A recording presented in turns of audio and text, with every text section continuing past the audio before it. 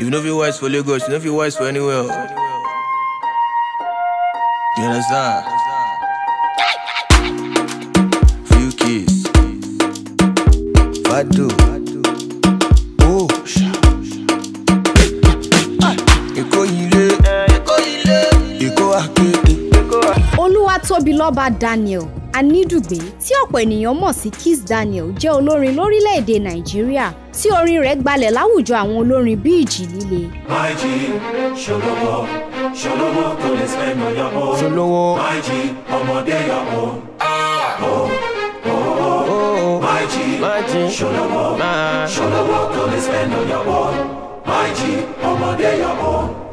Fado. Lost Skinner.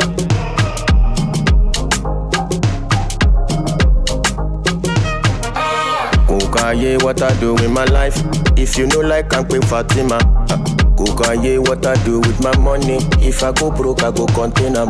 A bí ní ọjọ́ kìíní oṣù karùn-ún ọdún 1994. Ọ̀pọ̀ ènìyàn jákèjádò orílẹ̀-èdè Nàìjíríà àti lókè òkun ni ó fẹ́ràn rẹ̀ nítorí ọ̀nà àrà tí ó ń gbà kọrin àpapọ̀ Afrobeat, R&B pẹ̀lú pop. Ohùn rẹ̀ tí ó dán mọ́rán àti adùn tí ń bẹ nínú orin rẹ̀ ni ó jẹ́ kórin rẹ̀ di àgbọ́málẹ̀kọ̀ fún ọ̀pọ̀ ènìyàn. Kizz Daniel di olókìkí pẹ̀lú orin àdákọ rẹ̀ Wojú.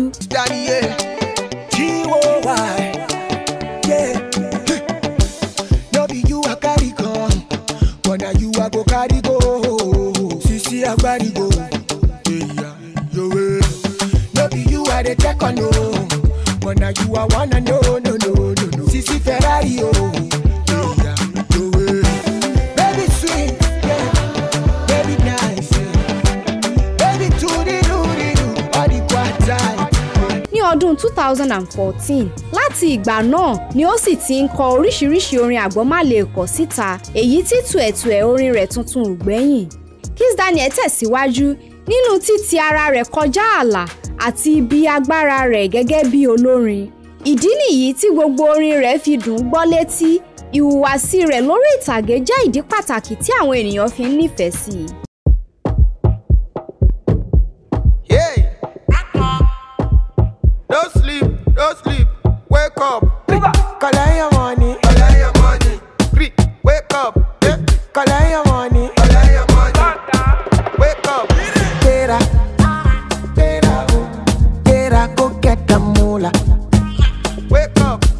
Kò sì sí àní-àní nínú pé Kizz Daniel jẹ́ ọ̀kan nínú àwọn ìràwọ̀ ńlá tí ó wà ní ẹ̀ka orin lórílẹ̀‐èdè Nàìjíríà nítorí ẹ̀bùn orin, ẹwà àti ìtẹpámọ́ṣẹ́ rẹ̀.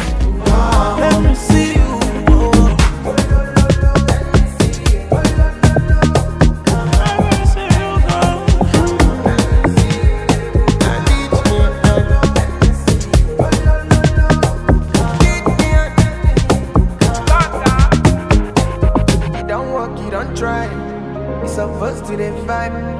Beat me on a bed. You don't walk, you don't try, it's supposed to the vibe.